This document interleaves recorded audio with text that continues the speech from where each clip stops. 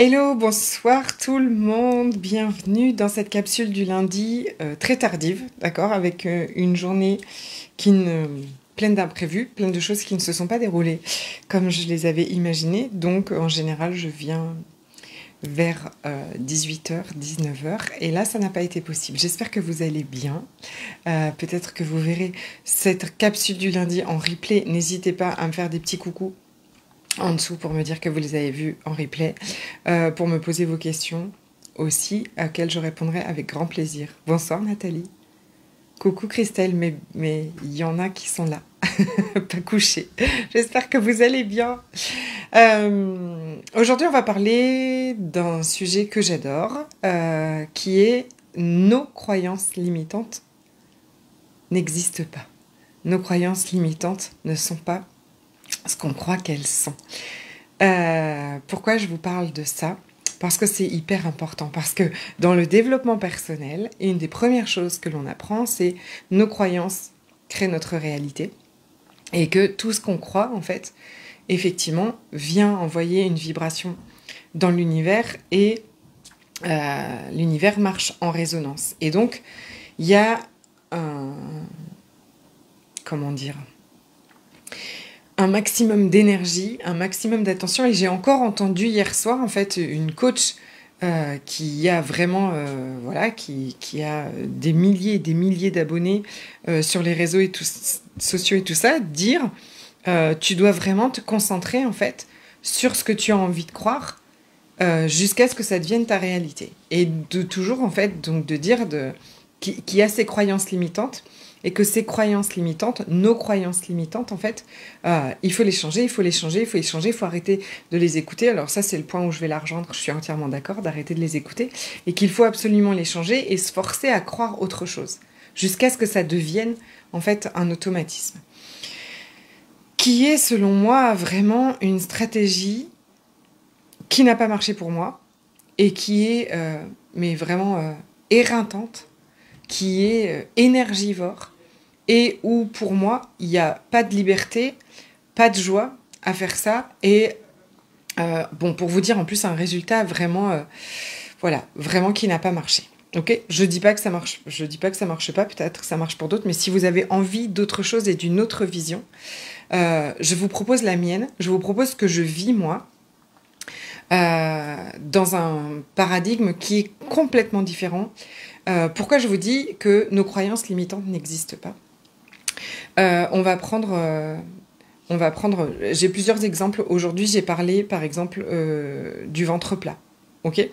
J'entends très souvent, et moi-même, hein, d'accord, j'entends très souvent mes clientes, et moi-même aussi, je le vis, je l'ai vécu, cette obsession du ventre, d'accord, d'avoir un ventre plat, de ne pas avoir du ventre, de notre ventre, et de devoir et de vouloir absolument, et d'avoir vraiment des pensées obsessionnelles par rapport à avoir un ventre plat. Et j'avais une discussion sur ça, c'est pour ça que je vous ai fait un réel aujourd'hui, avec ce ventre plat. Et je voudrais vous expliquer qu'est-ce qui se passe, encore une fois, là, d'accord, à ce moment-là. C'est-à-dire que quand on est né, d'accord, quand on était bébé, à aucun moment, il n'y avait pas ça là. À aucun moment, un bébé se dit « il faut que j'ai un ventre plat ». D'accord ? Principalement chez les filles, mais je crois que chez les garçons aussi. Il faut que j'ai un ventre plat. C'est une condition de validité dans ce monde. On est d'accord qu'aujourd'hui, si vous regardez, et c'est pas une plaisanterie, hein, c'est quelque chose de... Je dirais même c'est quelque chose de dramatique. Parce qu'il paraît que... Enfin, je dis il paraît, mais j'étais cet enfant qui cherchait à être mince absolument. Et je lis encore plein de trucs sur ça qui passent et qui dit les jeunes filles, mais enfin les enfants à 6 ans, à 11 ans, à 10 ans, elles sont déjà en fait dans la critique de leur corps et dans cette obsession de ressembler à quelque chose. D'accord ? Un ventre plat, des grosses fesses, une grosse poitrine, enfin j'en sais rien, mais... Et je voudrais vous dire, donc je prends ce message pour vous dire que ce n'est pas un message à la légère et tout ça, parce que au contraire, je me dis, waouh, mais quel rôle on a à jouer, nous, aujourd'hui, les femmes, là. C'est nous. Là, ce que vous êtes en train de faire, ce que vous êtes en train de choisir aujourd'hui aura un impact tout autour. Parce que je reviens à mon histoire de ventre plat. Quand on est né, on n'avait absolument aucun point de vue comme ça. On n'avait aucun point de vue sur notre corps, on mangeait notre gros orteil, on trouvait notre corps génial, et celui de notre mère aussi. On allait téter le sein, mon fils me parlait de ça tout à l'heure, je ne sais pas pourquoi. C'était incroyable. Que je lui disais, mais qu'est-ce qu'il y a? Il n'y a rien de plus beau qu'un bébé qui va téter le sein de sa maman. Je trouve ça extraordinaire, enfin la beauté de la vie. Et quand on va téter le sein de sa mère, on n'est pas en train de se dire, dis donc, son sein, il pendouille, et son ventre, mais regarde-moi le bide qu'elle a, et tout ça. Ça n'existe pas dans notre univers, d'accord? Ça n'existe pas.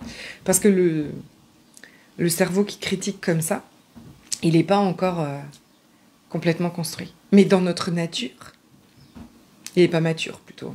Pas construit, je ne veux pas dire n'importe quoi. Mais on va grandir, ce cerveau va grandir aussi, d'accord, le mental.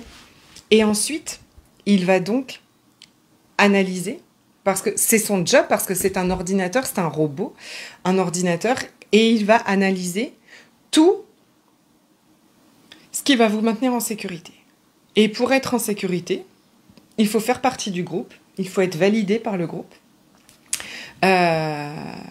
et être... je trouve pas le mot, mais voilà, faire partie du groupe, ok? Faire partie du groupe, c'est-à-dire la famille, mais aussi la société dans laquelle on vit. Et donc, il va vraiment comme ça faire une analyse, selon lui. Mais analyse de votre sécurité qui dépend de conditions extérieures, de conditionnement, d'injonctions d'une société, d'une famille, peut-être d'une personne avec qui vous viviez, d'accord? Mais qui n'a absolument rien d'une vérité, qui n'a absolument rien de quelque chose d'écrit, signé, validé, enfin je sais pas, j'ai envie de vous dire, c'est écrit où qu'il faut qu'on ait le ventre plat? C'est où la loi, la règle, où c'est écrit qu'une femme doit avoir un ventre plat? Pour être valable, pour être assez, pour être aimable, pour être jolie, et pour être en sécurité et pour être heureuse. D'accord? En sécurité veut dire aussi ne pas être critiquée, ne pas être jugée. Parce que vous allez voir comment cette croyance limitante, comment ça se construit tout ça. Parce que ça n'existe pas. Ça s'est construit. Ok? Parce que votre analyseur, programmateur, de votre centre de sécurité intérieure, comme ça, d'accord? Il s'est dit, oula, notre grand-mère s'est critiquée toute sa vie, s'est jugée toute sa vie, et a mangé 2 cuillères de fromage blanc Silhouette, pour ne pas citer la marque, mais je m'en rappelle très bien, et une pomme ou une Andivalo tous les soirs, pour pas grossir, pour pas avoir de ventre, et pour le perdre, absolument. Coucou ma Frédéric.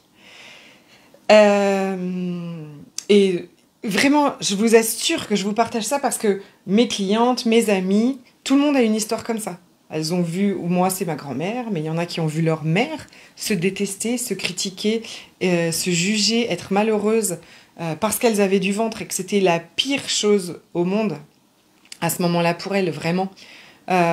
Et donc, notre cerveau, à ce moment-là, il analyse. Il va analyser aussi à l'école si on a été critiqué par notre poids. Moi, mon grand-père me critiquait sur mon poids. Donc, il va analyser comme ça et dire, effectivement, ne pas ressembler à ça, c'est ne pas être valable, c'est ne pas être comme il faut, c'est être en insécurité. Parce qu'on n'est pas intégré complètement, en fait, dans le groupe et j'ai envie de dire dans le moule. Ok ? Et donc, ces pensées obsessionnelles, donc, c'est toutes ces pensées obsessionnelles à propos de notre corps, parce que il se peut que certains troubles du comportement alimentaire soient liés à d'autres traumatismes et on va utiliser la nourriture pour anesthésier ces traumatismes. Mais il se peut aussi que le traumatisme, ce soit ça. D'accord ? Être une petite fille et croire qu'on doit ressembler à autre chose absolument. D'accord? La honte toxique. Croire qu'on doit absolument, que qui on est et comme on est n'est pas valable et qu'il faut qu'on change. Et ces réseaux sociaux, par exemple, mais moi, j'avais pas de réseaux sociaux quand j'étais petite et pourtant, je vivais déjà ça. Ma grand-mère avait pas de réseaux sociaux, voire même pas la télé, et pourtant, elle vivait déjà ça. Et je vous partage ça parce que c'est pour vous montrer comment le cerveau fonctionne de la même façon chez tout le monde. Normal, on a tous le même, c'est une programmation. C'est un ordinateur qui analyse et qui fonctionne de la même façon chez tout le monde. Alors, le thème de fond va un peu changer parfois, mais regardez quand même ce thème sur le ventre plat, sur le corps, la perfection du corps, parce que même ce week-end, j'entendais une petite fille de 12 ans à qui un garçon au collège avait dit tes mollets sont trop minces, on dirait... je sais plus quelle critique il a employée. Et donc, après, elle en a déduit que ses mollets n'allaient pas et qu'il fallait faire quelque chose. Voilà, parce que ses mollets, comme ils étaient là, n'allaient pas. Alors qu'avant ça, tout allait bien. Ok? Parce que, pour vous montrer, en fait, que en ayant analysé tout ça, c'est là où le cerveau va dire, voilà comment il faut être. Voilà à quoi on doit ressembler. Voilà à quoi, en étant ça, alors enfin on sera valable. Alors enfin on sera assez. Alors enfin on pourra se détendre. Alors enfin on pourra être heureuse. Sauf que, reprenez le début là, ça n'existe pas. C'est faux. C'est complètement faux. C'est complètement une construction. C'est complètement une analyse d'un ordinateur qui, si vous l'explorez, le cerveau, cet ordinateur, fonctionne de la même façon chez tout le monde, mais pour qui rien n'est jamais assez, qui est toujours en train de se comparer, qui est toujours en train de vivre dans l'illusion que le bonheur est ailleurs et qu'il arrivera quand. Et tout ça, on le vit tous. Et on pense tous de la même façon. Et parce qu'il fonctionne chez tout le monde de la même façon et qu'il n'a absolument rien de personnel. Et ça, c'est un élément qui est absolument essentiel et indispensable pour vous en détacher, pour arrêter de les croire. Donc vous n'avez pas besoin de changer ces croyances limitantes quand vous reconnaissez qu'elles n'existent pas. D'accord? Elles n'existent pas. Elles n'ont rien d'absolument personnel à propos de vous. C'est une machine qui crée ça en fonction d'analyse des trucs qui s'est passé autour de lui. Mais ça n'existe pas.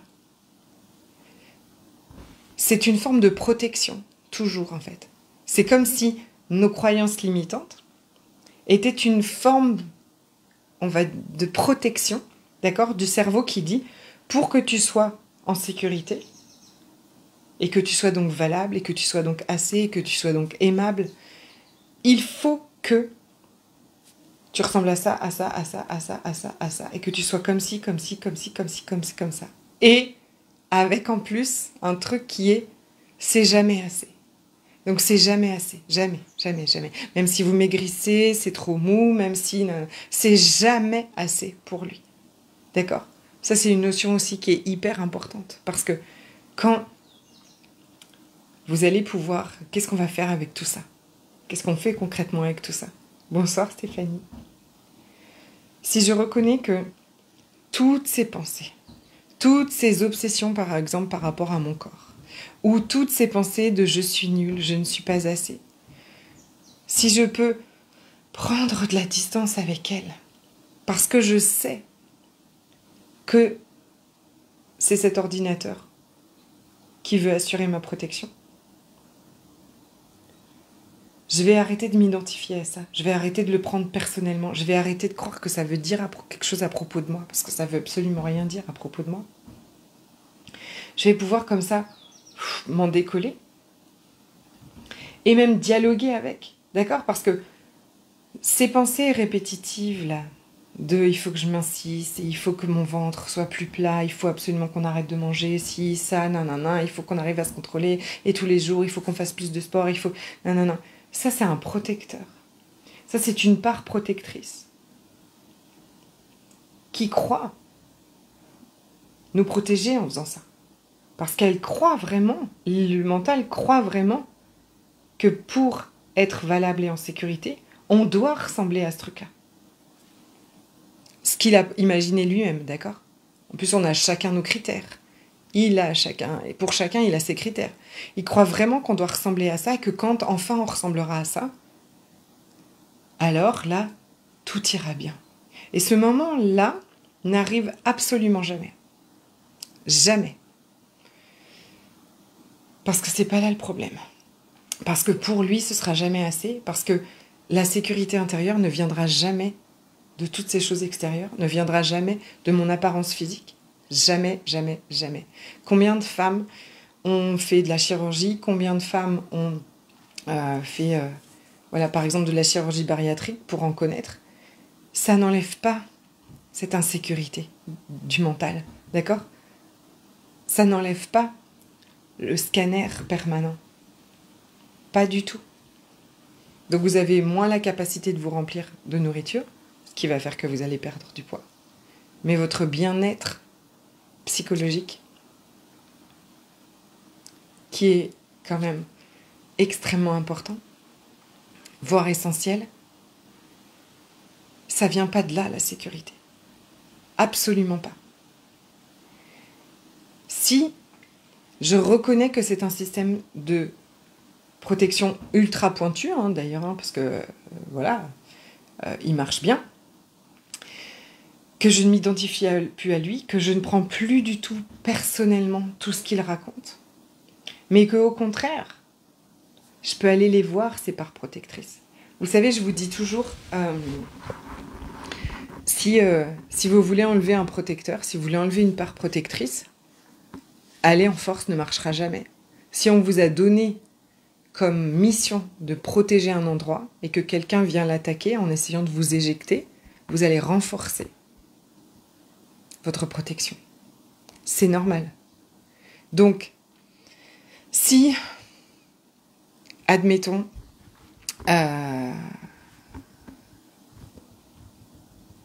j'utilise la nourriture, d'accord? En tout cas, c'est pour aujourd'hui un protecteur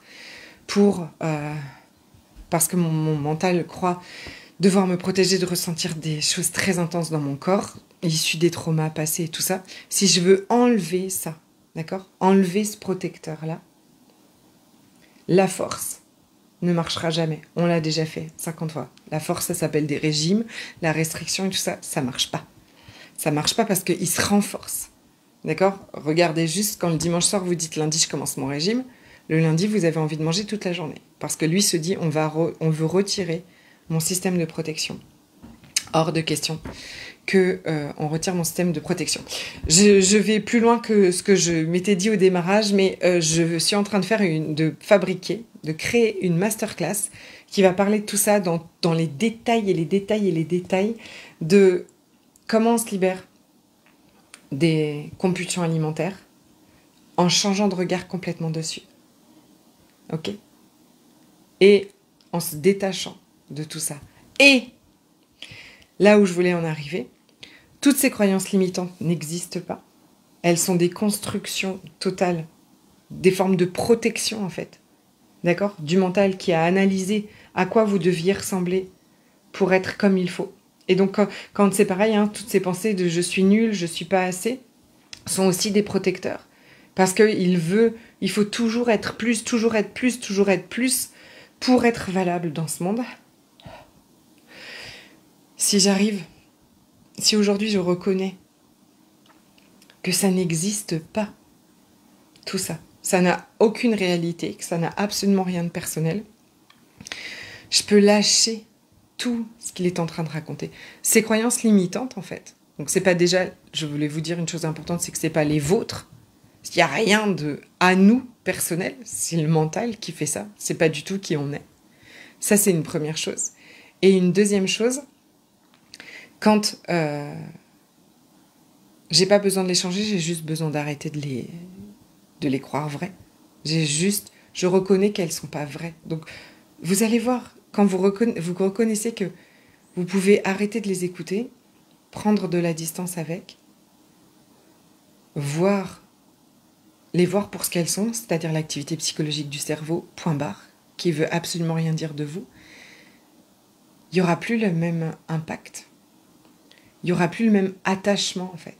C'est vraiment ça, le premier job important. Perdre tout intérêt pour ses pensées.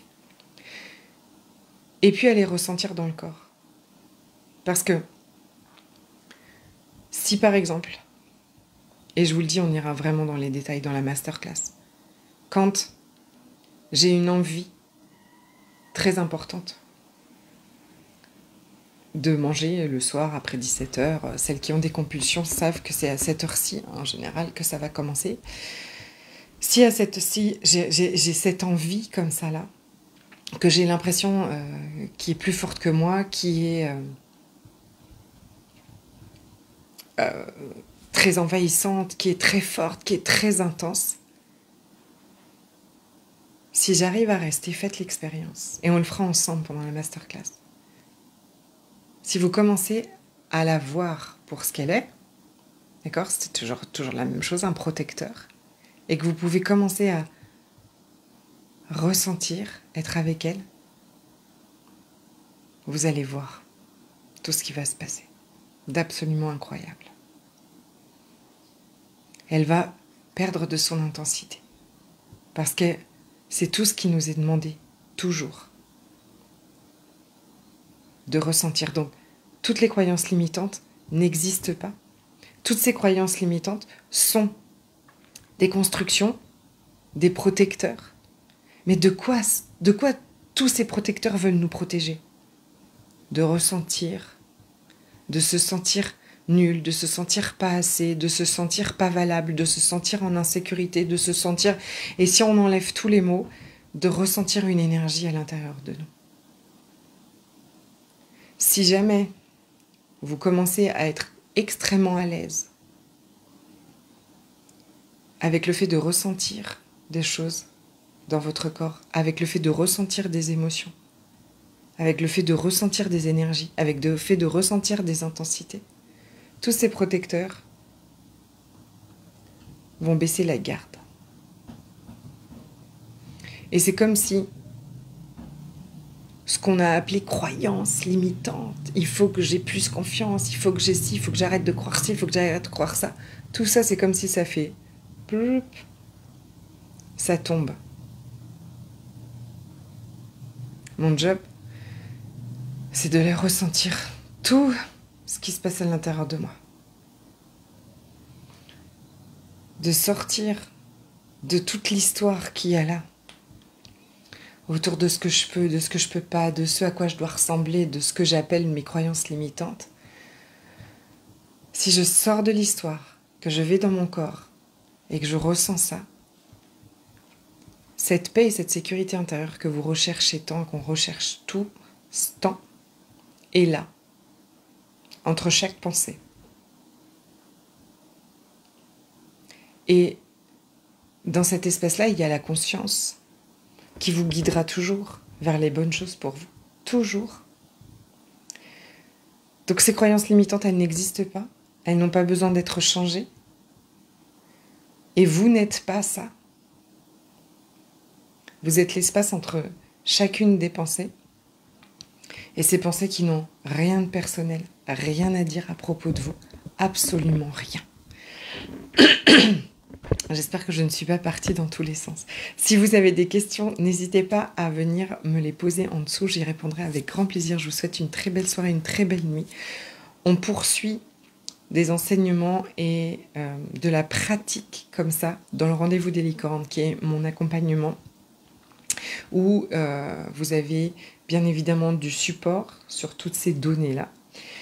Beaucoup sur une plateforme et du coaching à la semaine et un groupe Telegram où on est tout le temps ensemble. Je vous embrasse très fort et je vous dis à très bientôt.